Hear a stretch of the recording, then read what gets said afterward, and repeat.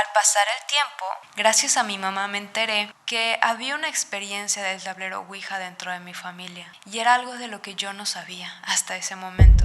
Hola Creyolis, yo soy Eli Montserrat y es todo un gusto que me estés acompañando nuevamente una vez más a tu podcast de confianza. El día de hoy te traigo un tema bastante interesante y sé que te va a gustar mucho, así que sin más dilación, comenzamos. Es innegable que el tránsito al otro mundo siempre ha sido un tema de los más intrigantes y cautivadores para el ser humano, un misterio que se ha tratado de resolver con el tiempo. Si bien la Ouija puede llegar a ser un tema bastante interesante y peculiar, tenemos que tener en cuenta que este siempre se debe de tratar con el debido respeto y responsabilidad, ya que hay quienes que piensan que con el contacto con el más allá puede llegar a ser bastante peligroso. Antes de iniciar con el tema de la Ouija, es importante conocer el inicio del espiritismo. Este surge en 1850 en París, sobre todo para la alta sociedad de la época. El espiritismo comenzó su ascenso gracias al escritor francés Allan Kardec, padre de la sistematización del espiritismo. Fundamenta las bases de esta disciplina a través de una visión pedagógica y experimental.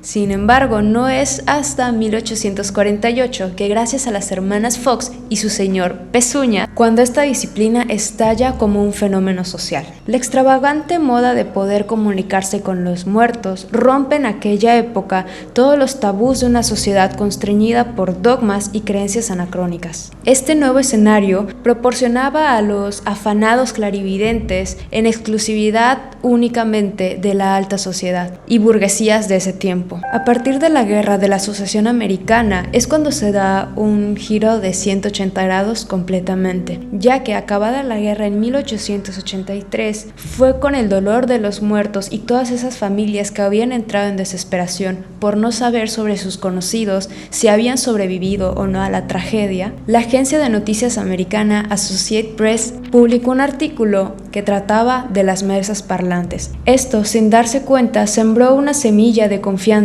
en todas esas personas que habían perdido un familiar por la guerra. Esto llevó a que la crisis y las adversidades de esa época llevaran a que el espiritismo y otras creencias ocultistas salieran a flote y aumentaran significativamente. La tabla nace en 1890, pero en comparación a lo que pensamos actualmente, en esa época la tabla estaba dirigido hacia todo el público, era apto para toda la familia y se vendía como un juego de mesa, convirtiéndose en los primeros años de existencia en uno de los juegos más vendidos y favoritos de la sociedad americana. El creador de la tabla Ouija, tal como la conocemos actualmente, fue Elijah Bond. Con el tiempo, él le pasó la patente a William Ford, pero no fue exactamente él quien la inventó, sino que se trata de una datación comercial de las antiguas planchettes. Se tiene registro de que en Arabia, hace muchísimos años, había algo muy parecido a la planchette, que se llamaba zairajia. Este era un dispositivo de una forma circular,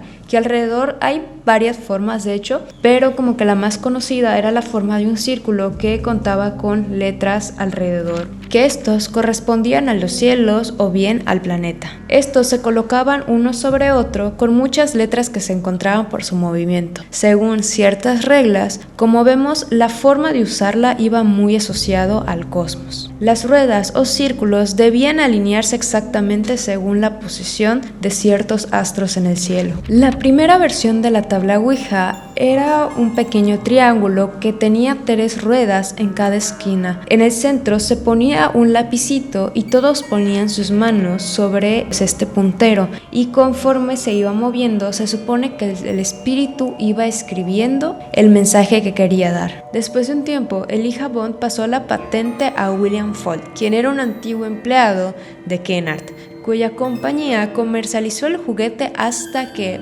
Parker Brothers, los dueños de Monopoly, Trivial, entre otros, adquirieran los derechos en 1966. Posteriormente, se integró en la multinacional de Hasbro, es decir, que actualmente Hasbro es dueño de la patente de la tabla Ouija.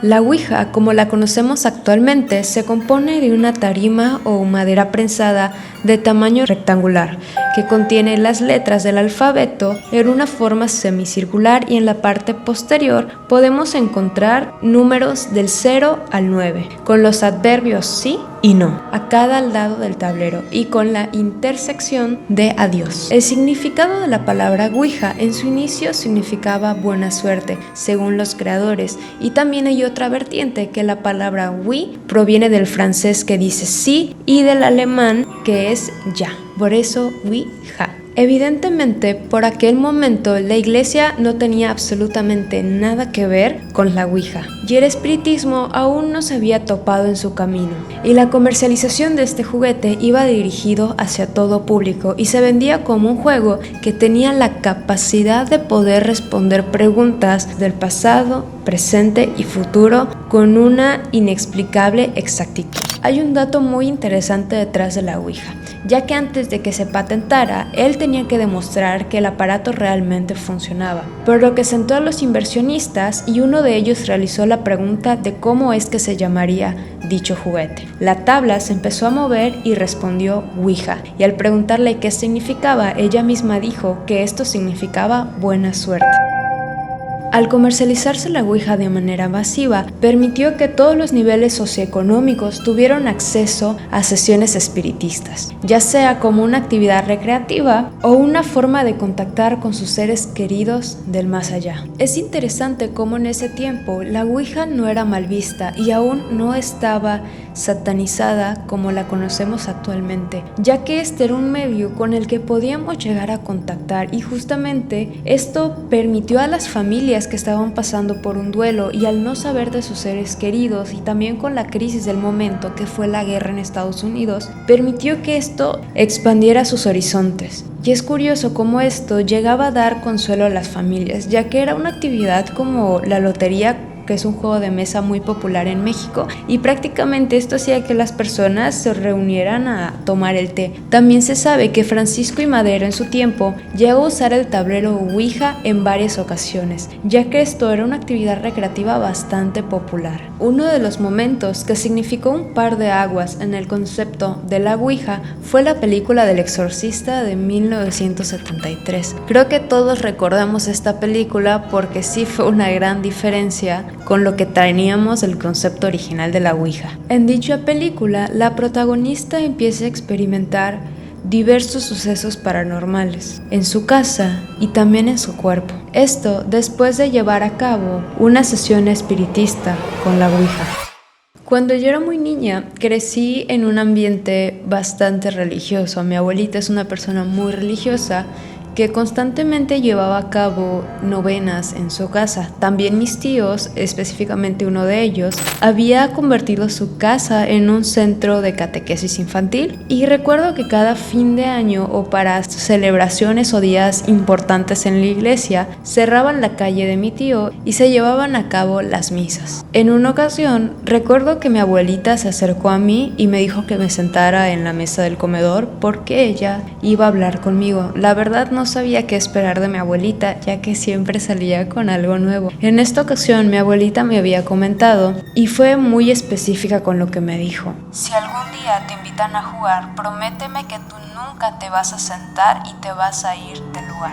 Mi abuelita se refería a esto al tablero Ouija, ya que ella no menciona por absolutamente nada el nombre del tablero. Al diablo lo menciona como Quisín, que es una manera coloquial en la que se le conoce aquí en Mérida, ya que tampoco le gustan mucho los temas paranormales. Y no es que haya tenido experiencias negativas con estos fenómenos, pero es un tema que simplemente prefiere dejar de un lado, ya que no es algo agradable para ella y no va de acuerdo a sus dogmas. Yo en ese momento no sabía a qué se refería con mi abuelita al mencionarme a la tabla Ouija, ya que yo era bastante pequeña y estaba como en cuarto año de primaria más o menos. Al pasar el tiempo, gracias a mi mamá me enteré que había una experiencia del tablero Ouija dentro de mi familia, y era algo de lo que yo no sabía hasta ese momento. Una vez quitando lo de las sesiones espiritistas y los desplazamientos conscientes que realizamos con la Ouija, observé observaron que seguía existiendo un cierto movimiento de apariencia autónoma, es decir, que inconscientemente uno mismo mueve el puntero de la tabla. Pero para la ciencia esto no se trataba de una respuesta o contacto del más allá, sino de una simple derivación neurológica,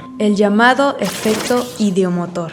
El efecto idiomotor corresponde al temblor basal, que son vibraciones muy ligeras y casi imperceptibles para uno, ya que esta es la encargada de regular nuestros movimientos del cuerpo y poder controlar así los movimientos. Además, ya que no es lo mismo estar en reposo durante mucho tiempo que querer hacer un movimiento y no poder llegar a concluirlo, como es el caso de la ouija. En este caso, el temblor basal produce un impulso desenfrenado de los movimientos, y sumando las vibraciones que se producen al tocar el puntero, la sugestión también juega un papel muy fundamental, y esto también determina la dirección hacia dónde se dirigirá el mismo. Y más, si todo el mundo está de acuerdo con la misma respuesta. Se sabe que hasta la mismísima Mary Todd Lincoln, esposa del presidente de Estados Unidos, Abraham Lincoln, habría realizado sesiones espiritistas después del fallecimiento de su hijo de tan solo 11 años de edad en 1862. Así como también se conoce que la famosa actriz Marilyn Monroe era conocida por usar la ouija para comunicarse con su ex esposo, que se encontraba en el más allá. También se cuenta que hay rumores que la banda de rock Led Zeppelin utilizó la tabla ouija para crear e inspirarse en alguna de sus canciones más icónicas. Si decides llegar a jugar la ouija, es importante que tengas en cuenta estas recomendaciones. Número 1 es nunca jugar la ouija solo. Siempre es mejor estar acompañado de 2 o más personas. Es importante también que te encuentres en un lugar seguro y tranquilo, y si en algún momento empiezas a notar una vibra rara o empiezas a sentirte incómodo, lo mejor es que termines la sesión en ese momento. Si decides jugarlo, hazlo con muchísima precaución y siempre recuerda que la seguridad es lo más importante. Uno de los casos más importantes relacionados con la tabla ouija es el caso de Jennifer Lynn Sprigman. Ella contaba con tan solo 14 años de edad y era residente de Illinois, Chicago. Ella se había reunido con un grupo de amigas muy cercanas para empezar a jugar el tablero ouija.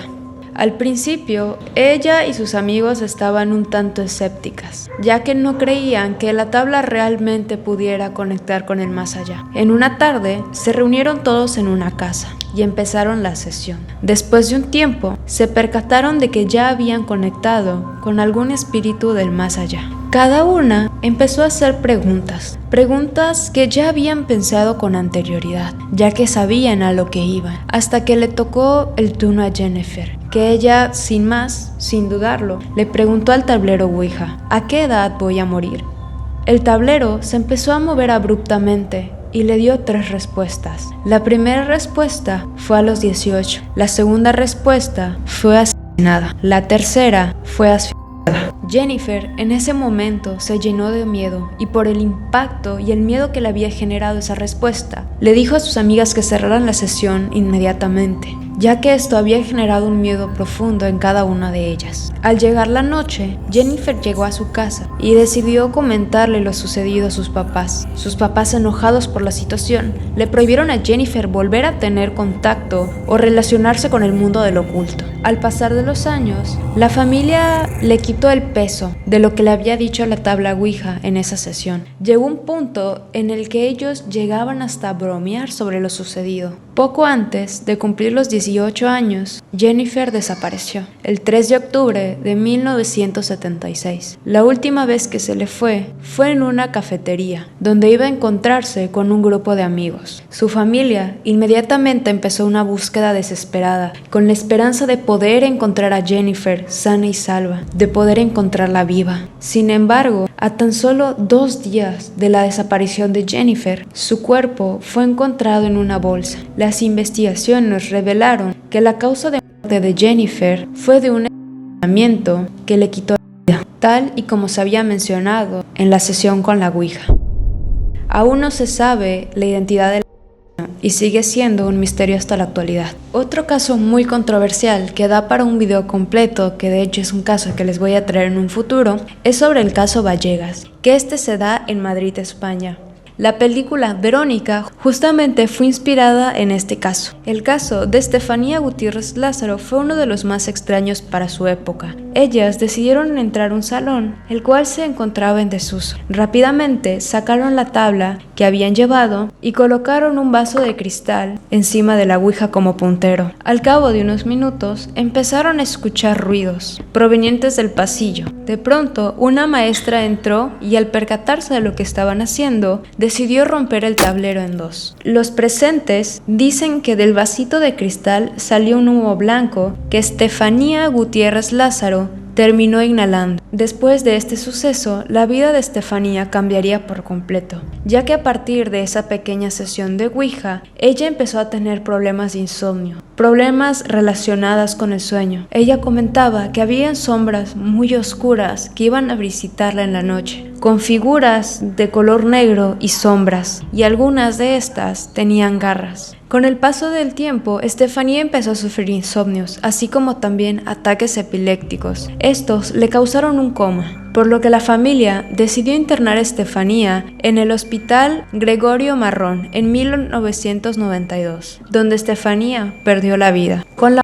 de Estefanía, la familia pensó que los sucesos quedarían atrás. Lo que no se esperaban era la combustión espontánea de la fotografía de Estefanía, que se encontraba en una pared de la casa. Los sucesos fueron empeorando cada vez más, que una noche la familia tuvo que salir corriendo. Al llegar la policía, los oficiales fueron testigos de sucesos inexplicables, muebles y repisas que se abrían solos y abruptamente, y estruendos sin justificación alguna, así como también una mancha rara, extraña y de color marrón sobre la mesa. Este caso fue bastante sonado en España, ya que hasta se realizaron programas de televisión sobre el caso. Es un caso tan completo que esto me llevaría un capítulo entero explicarles todo lo sucedido. Muchísimas gracias por acompañarme nuevamente en un capítulo más del podcast. De todo corazón te agradezco que te tomes la molestia de ver los capítulos y comentarlos. Recuerda que puedes mandarme tus historias terroríficas y escabrosas, así como también tus evidencias al correo elihistorias666@gmail.com. Yo soy Eli y no olvides taparte tus patitas muy bien para que no te las vaya a jalar en la noche. De todo corazón, nuevamente, te agradezco y nos vemos hasta la próxima. Chao, cuídate mucho. La tiene dos. Ay, se lo pagará el Señor. Se lo pagará el Señor.